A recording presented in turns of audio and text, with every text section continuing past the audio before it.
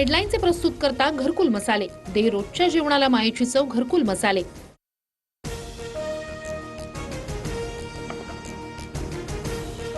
गोकुळ गीते आज उपमुख्यमंत्री शिंदे यांची भेट घेणार। गीते अद्यापही नाशिक विधान परिषद निवडणूक लढण्यावर ठाम, तडजोड करणारा कार्यकर्ता नाही, गीतेंची स्पष्ट भूमिका।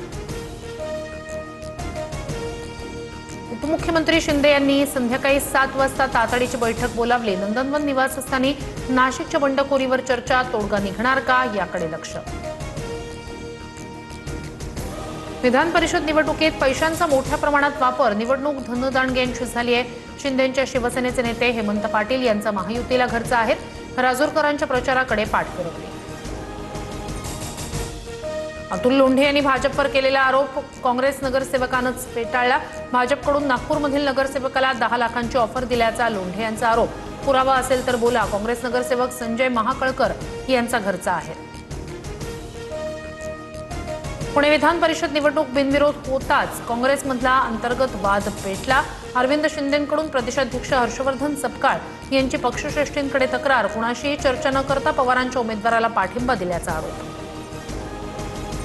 अमरावती विधान परिषद निवडणुकीत मोठं ट्विस्ट, काँग्रेस उमेदवार हर्षजित देशमुख यांची निवडणुकीतून माघार। नागपूरमधील खासगी रुग्णालयात उपचार घेत असल्याची माहिती, काँग्रेस वंचितच्या उमेदवाराला पाठिंबा देण्याची शक्यता। राष्ट्रवादी काँग्रेस पक्षाचा आज 27वा वर्धापन दिन, दिल्लीत सुनेत्रा पवार यांच्या हस्ते राष्ट्रवादीच्या कार्यालयात ध्वजारोहण संपन्न। अजित पवारांच्या आठवणीत सुनेत्रा पवार भावुक। गिरीश महाजन यांनी ऑपरेशन ब्लू स्टार संदर्भात केलेल्या वक्तव्यावर भाजपच्या वरिष्ठांची नाराजी। पंजाबमधील महाजनांची भूमिका वैयक्तिक, पक्षाची भूमिका नाही, सूत्रांची माहिती।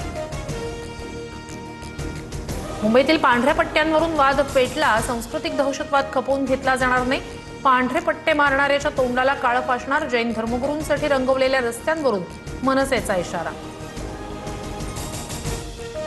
नोकरीसाठीही मुंबईत मराठी माणसावर अन्याय, नोकरी.com आणि लिंक्डइनवरील जाहिरातीमुळे नवा वाद, फक्त गुजराती आणि मारवाडी उमेदवारांना प्राधान्य, मराठी एकीकरण समिती आक्रमक, संबंधित कंपनींवर कारवाईची मागणी।